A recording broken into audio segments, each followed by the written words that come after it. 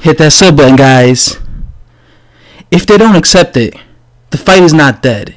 It just means we're going to fight Alexander Povetkin next. And we'll talk again in December or February or March of next year. So that is what Matchroom promoter Eddie Hearn had to say.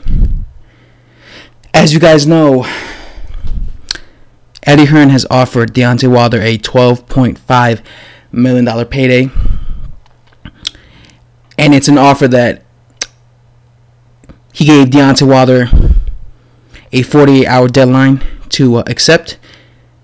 And as you could just see, as you just saw, Eddie Hearn has said that if Deontay Wilder rejects it, and if he says no, then they're going to fight Alexander Povetkin next.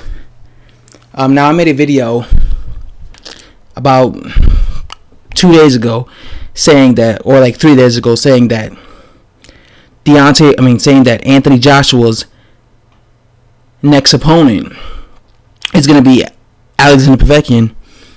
And it looks like it's going to happen.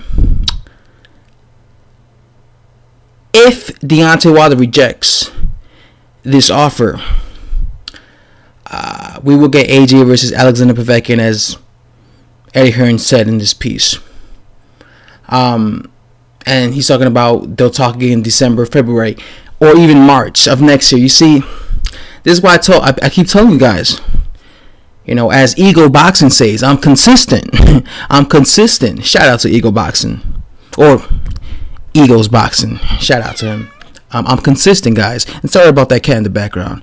But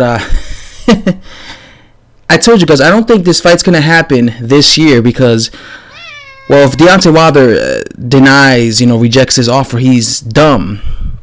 A. B. If he rejects his offer and Alexander Povetkin faces AJ next, they're going to fight in the summer, probably July, August. And then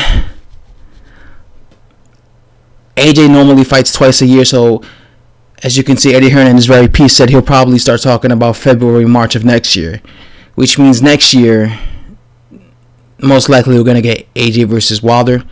I hope that's not the case, but, knowing Deontay Wilder, he might do something as ridiculous as say that $12 million is not a big enough purse for him. And if he says something like that, he's an idiot, because this is a guy that he's never seen $12 million in his lifetime. His biggest purse was $2 million. That's a big difference. That is a big difference. It's not like he's getting paid $4 or even $3 million. He's getting paid almost $13 million. That's a big difference. So hopefully Wilder doesn't ruin this. But like I said, if he does ruin it, the only one to blame is Wilder, because he's going to be because Eddie Hearn and Matchroom have already offered Deontay Wilder the fight. But if Wilder rejects this, then it's going to be his fault. If Wilder rejects the AJ fight, it will be his fault that this fight didn't happen, because he was the one who said, no, I don't want to fight. I don't want to take $12 million. So it would be, all the blame will be Deontay Wilder. That's why I said I want to go ham on him if he rejects this. Now, what I think about Alexander Povetkin versus AJ, like I said, I think without the performance enhancement drugs, aka the PEDs, I don't think Povetkin is the same. Povetkin is also 39 years old now, so he's up there in age. And I think sorry, I keep mixing these guys' names up. I think Joshua is he's more in his prime than Povetkin. And I think because Povetkin is a short heavyweight, I think he's going to get knocked out with an uppercut, because he's going to be lunging in because he's short. And I think he's going to lunge in right into an uppercut from Anthony Joshua. So I expect him to get knocked out by Joshua. I just personally expect that. It's not a bad fight. Having Alexander Povetkin in your resume is not a bad thing. It's a good thing, actually. But I would rather see AJ versus Wilder. But again, if this doesn't happen next, it's all down to Deontay Wilder, because he rejected the offer.